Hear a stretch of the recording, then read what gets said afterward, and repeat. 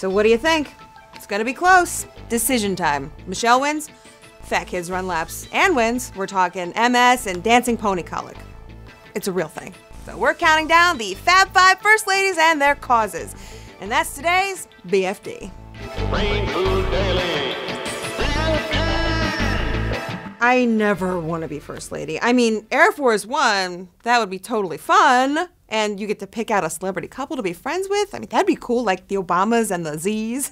But you gotta have a cause, and that's work. If being the First Lady just meant entertaining heads of state, sign me up. But those days are over. Now you pretty much have to heal the world. And good, you should. You're the most powerful woman in the world. So on this election day, we're counting down the 5 most fabulous First Ladies and the causes that they took up. Number 5, Dolly Madison. To most Americans, Dolly Madison is a line of delicious snack cakes. But she's actually our 4th First Lady, actually coined the term, and was the first to take on a cause. She helped start the unfortunately named Washington City Orphan Asylum. Sounds like a bunch of crazy babies running around. P.S. Dolly was also known to throw a great party. The inaugural ball? Her idea. Her parties made her a Washington legend. But opponents used her reputation against her and whipped up a rumor that she was sleeping with Thomas Jefferson. I mean, then again, TJ was supposed to be banging half of Washington, so who knows. Number 4, Eleanor Roosevelt. Eleanor Roosevelt served as First Lady the longest from 1933 to 45. Now, by the time she became First Lady, she had already been active in helping establish a national minimum wage and working to abolish child labor. But once she moved into the White House, she turned her attention to civil rights. Number 3, Jacqueline Kennedy.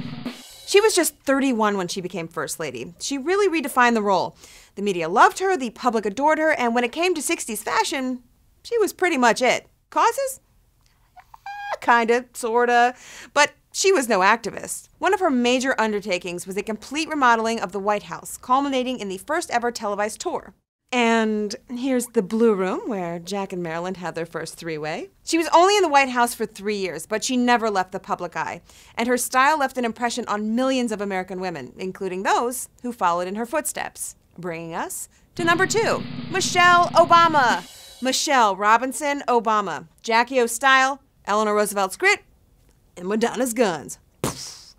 As the first African-American First Lady, Michelle Obama has been under a special microscope from day one. Despite her high approval ratings, she has been under constant attack with crazy conspiracies. She wants to take away ice cream! But no matter how unfair the attacks may have been, she keeps fighting the good fight. Number 1, Hillary Rodham Clinton.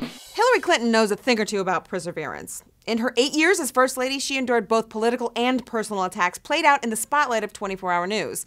Now, Hillary didn't just champion causes, she ran policy. She was the first First Lady to have an office in the West Wing. And it wasn't ceremonial.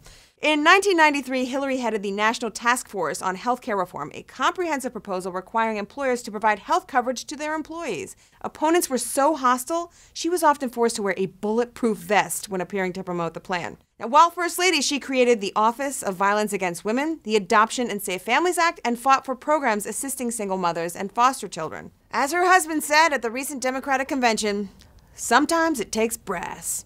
Hillary Rodham Clinton, tough as nails, smart as hell, in it to win it. So, where do we go from here? Anne Romney has targeted MS and breast cancer, 2 diseases that she herself has faced, as the causes she'd most likely take up as First Lady. Mrs. Obama has spent the last 4 years encouraging kids to stay physical and eat healthy with her Let's Move campaign.